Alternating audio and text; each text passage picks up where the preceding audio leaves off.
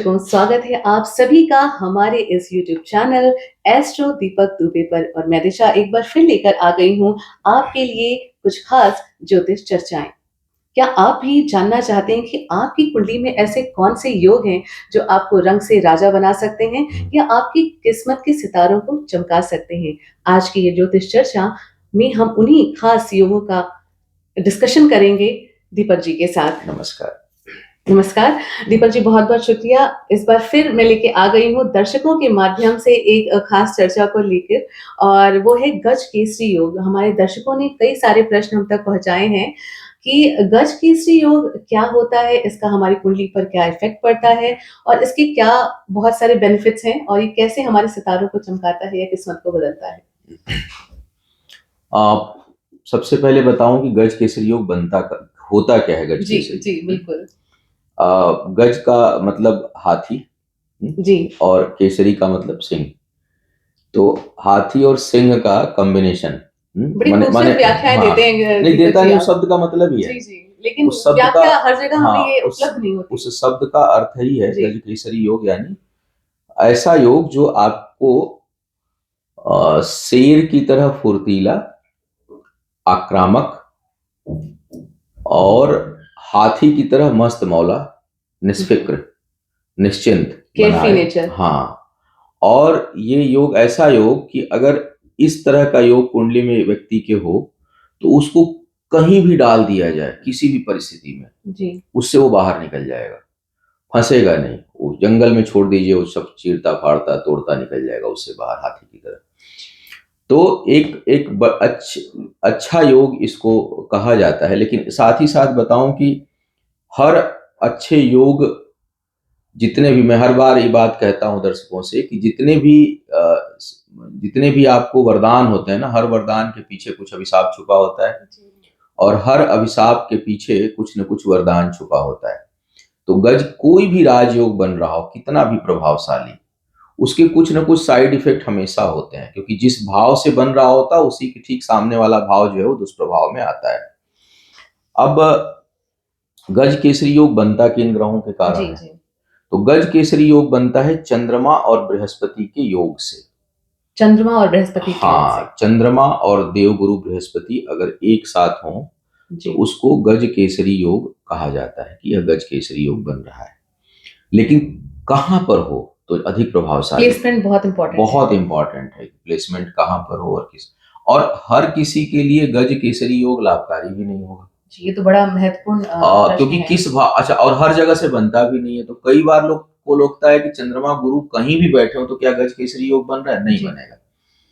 गज केसरी योग जो है वो केंद्र में सबसे अधिक महत्वपूर्ण है। केंद्र के 4 भावों में, प्रथम भाव यानी लग्न, चतुर्थ भाव जी। आपका फोर्थ हाउस, सेवेंथ हाउस सप्तम भाव, और दसम भाव, इन 4 भावों में अगर बृहस्पति और चंद्रमा एक साथ हैं तो यह गज केसरी योग बनेगा।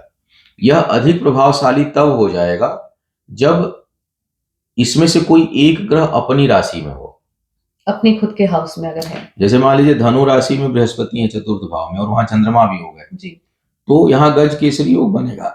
हालांकि यह बहुत प्रभावशाली नहीं होगा, क्योंकि चतुर्थ भाव में चंद्रमा जो है, अगर धनु धनु के अगर वो गुरु हैं तो ये बनेगा छठे में, कन्या वालों के लिए 6, 7, 8, 9, कन्या वालों के लिए यह चतुर्थ भाव में बनेगा। और यहाँ पर जो चंद्रमा है वो होते हैं एकादश भाव के स्वामी।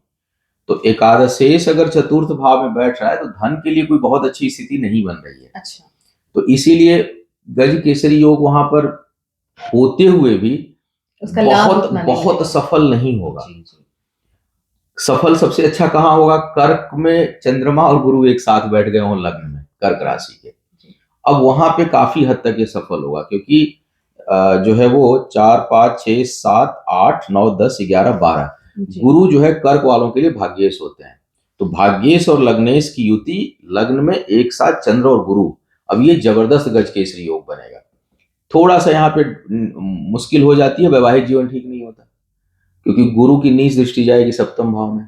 तो दीपक जी, सबसे मेजर पहचान क्या है गज केसरी योग की, और उससे सबसे मेजर फायदा क्या होता है? सबसे एक जो इम्पोर्टेंट एलिमेंट एक जुड़ा जैसा हो, फायदा नहीं होगा कभी सबके लिए भी। अलग-अलग होगा? हाँ, नहीं सबके लिए पुनः ये कहूंगा कि गज केसरी योग किस भाव में, वैसे मैंने भी चर्चा की, चंद्रमा और गुरु जो है वो लग्न में हो गए और वो हो गए कर्क लग्न में।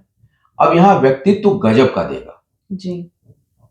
इतना प्रभावशाली व्यक्तित्व, इतनी ख्याति, कर्म के क्षेत्र में भाग्य खूब साथ देगा ऐसे लोगों का। तो ऐसे लोगों का जो सार्वजनिक जीवन होता है वो बहुत प्रभावशाली होता है, ज्ञान से पूर्ण, करुणा से पूर्ण, कई कलाओं से पूर्ण, क्योंकि चंद्रमा अगर कर्क का होगा या वृषभ का होगा तो व्यक्ति बहुत कलाकार होता है, उसको बहुत सी चीजों के मल्टी टैलेंट। कृष्ण जैसे, कृष्ण का तो जन्म ही रोहिणी नक्षत्र में हुआ, उच्च के चंद्रमा थे। तो चंद्रमा जो है वो अगर ऐसी कंडीशन में हो तो एक तो व्यक्ति कई कलाओं से पूर्ण, ज्ञान से पूर्ण, दया से पूर्ण, करुणा से पूर्ण और समाज के हित के लिए सोचने वाला, तो बहुत सारे क्षेत्रों को प्रभावित बहुत करेगा। लेकिन उसका व्यक्तिगत जीवन जो है वो कई मामलों में नैराश्यपूर्ण होता है, जैसे कि क्योंकि गुरु की दृष्टि नीच जाती है वैवाहिक जीवन में। अच्छा, तो पारिवारिक जीवन को लेकर के, जीवन साथी को लेकर के कोई बहुत अच्छा परिणाम नहीं मिलेगा, बशर्ते शनि खुद न वहां बैठ जाए। हालांकि शनि बैठेंगे तभी, शनि और चंद्रमा का दृष्टि योग बहुत अच्छा नहीं होता, लेकिन कुछ हद तक ठीक हो जाएगा। लेकिन अगर शनि वहां ठीक नहीं तो गुरु की नीच दृष्टि जो है वैवाहिक जीवन को प्रभावित करती है, पृथकतावादी ग्रह है। तो कई बार ऐसे लोग या तो विवाह नहीं करते हैं या विवाह होगा भी तो दूर दूर रहेंगे या कुछ उतना। तो पर्सनल लाइफ को अगर देखा जाए, हाँ, पर्सनल लाइफ का अगर विश्लेषण किया प्रभावित होती है, हाँ, तो डिपेंड करता है कि कहाँ ये अधिक प्रभावित करेगा, किस किस भाव में है, किन राशियों में। अब कई बार एकदम निष्फल होता है, छठे भाव में बन रहा हो, यूजलेस है चंद्र। क्योंकि बहुत से दर्शकों ने ये सवाल हम तक पहुंचाया है कि उनकी कुंडली में जब उन्होंने विश्लेषण कराया तो कुंडली में ये योग था, लेकिन उनको उस तरह के लाभ नहीं मिल रहे हैं। कह रहा हूं ना कि लाभ वो योग बन कहाँ पे रहा। पहली बात तो ये कि सामान्य भाषा में चंद्रमा और गुरु जब कहीं भी किसी भाव में एक साथ बैठे हैं तो सामान्य लोग उसको गज केसरी योग ही समझ लेते हैं जी, इसीलिए उतना इफेक्टिव नहीं होता। वो इफेक्ट नहीं देगा ना, कई बार नुकसान देगा। कई बार ऐसी जगहों पे हो जाएगा, जिस जगह छठे भाव में प्रभावशाली हो गया तो शत्रु इतने मजबूत मिलेंगे कि आप परेशान हो जाएंगे। अब आपका भाव मजबूत नहीं हो रहा है, शत्रु का भाव मजबूत हो रहा है। शत्रु इतना मजबूत मिलेगा कि आप उसको परास्त नहीं कर सकते। आपके लिए तो वो योग आपके शत्रु दूसरी जगह पे बन रहा है ना, नहीं दे रहा। मैंने एक बार अभी एक बार चर्चा में मैंने कहा था ना कि पुत्र बहुत प्रभावशाली होगा, उससे आगे नहीं जीत पाएंगे आप। तो प्रभावशाली कौन बन रहा है? वो बन रहा है, आप नहीं बन रहे। नहीं, तो आपके लिए वो हानिकारक है। तो ये चीज समझना पड़ेगा कि गज केसरी योग बन कहाँ पे रहा है जी, और जो है वो हमारे लिए हितकारी है या नहीं है। लेकिन इतना जरूर जान जाए कि कोई भी योग आपके एक भाव को अगर बहुत बढ़िया बन रहा है तो एक क्षेत्र को बहुत मजबूत जरूर करेगा, इसमें कोई संदेह नहीं है। कई लोगों को अप्रत्याशित ख्याति और चीजें प्राप्त होती हैं, लेकिन वो किसी न किसी एक क्षेत्र को दबाता भी है। हालांकि वो जो जिसको अच्छा करता है उसको इतना अच्छा करता है कि समाज में उससे आपके ऊपर कोई बहुत फर्क पड़ता नहीं जी। लेकिन आपकी पर्सनल लाइफ, पर्सनल जरूरी नहीं, मैंने पर्सनल लाइफ में एक कर्क का उदाहरण दिया। कई बार है कि घर मकान का सुख नहीं हुआ। एक उदाहरण देता हूँ अन्ना जी का, अन्ना हजारे का। ख्याति बहुत उनको मिली, बरगद के नीचे सोते हैं। हालांकि उन्हें फर्क नहीं पड़ता, पेड़ के नीचे सोएंगे, कहीं झोपड़ी में सो जाएंगे, जमीन पे सो जाएंगे। तो अब तो अगर ऐसे देखा जाए तो ख्याति खूब है जी, लेकिन जो है वो समाज के लिए भी उन्होंने काफी त्याग किए।